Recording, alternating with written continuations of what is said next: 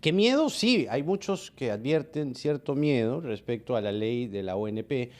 Esto último puede sonar impopular porque se ha generado una expectativa enorme en 4 millones de pensionistas aproximadamente y afiliados a la ONP.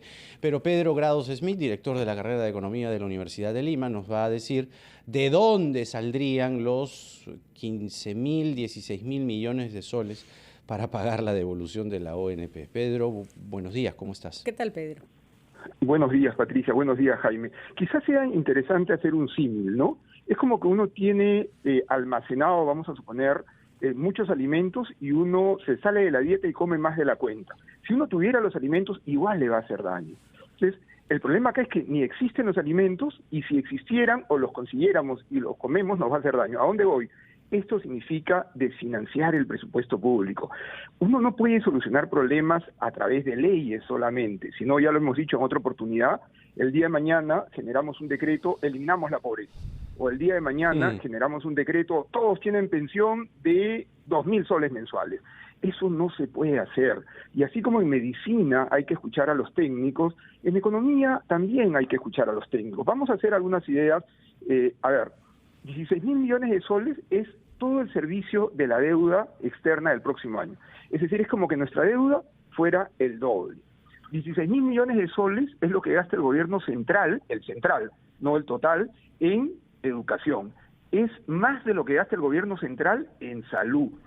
16.000 millones de soles es lo que se lleva a gobiernos regionales para educación. Entonces no es tan fácil tomar ese tipo de decisiones. Entonces yo creo que más allá de la inconstitucionalidad, y es un tema legal, desde la perspectiva de decisión de gasto, que no la tiene el Congreso, y desde la perspectiva de intangibilidad, hay un tema de generación de expectativas que sí, al final uno podría endeudarse y pagarlo, pero ojo, es una deuda para un gasto corriente que no se va a poder volver a repetir y que genera un problema futuro. Más aún, no se podría pagar el próximo año a los que ya están jubilados en la ANP, porque ese es dinero que entra y sale.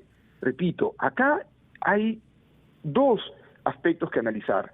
Los que de alguna manera, por desconocimiento y con buenas intenciones, tratan de resolver un problema, pero no es la forma de resolver los problemas de financiando un presupuesto, y los que probablemente, pensando desde una perspectiva maliciosa y política, ellos dicen, mira, voy a utilizar un refrán entre comillas, mira hermano, ya te resolvió el problema, otros no te lo quieren resolver.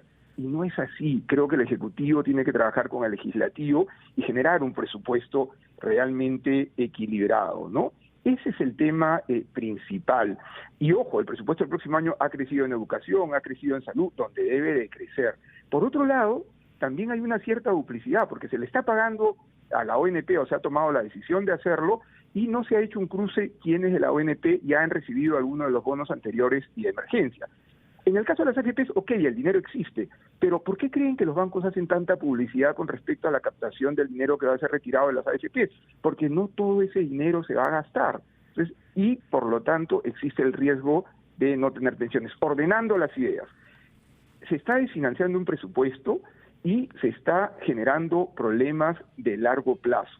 Por desfinanciar presupuestos tuvimos la crisis en los 80, los peores resultados económicos en América Latina. Y eso no se ve en un año, en 2, en 3, eso se ve en 10, en 20 años.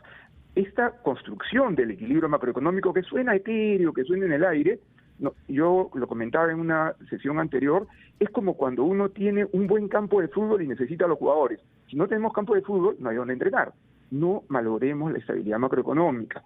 Ese es el comentario quizás un poco general, pero haciendo símiles para que la población comprenda que los problemas no se pueden resolver por decreto solamente, sino que hay que buscar una racionalidad económica en la economía, hay que una racionalidad en salud, si hablamos de medicina, y así sucesivamente, ¿no?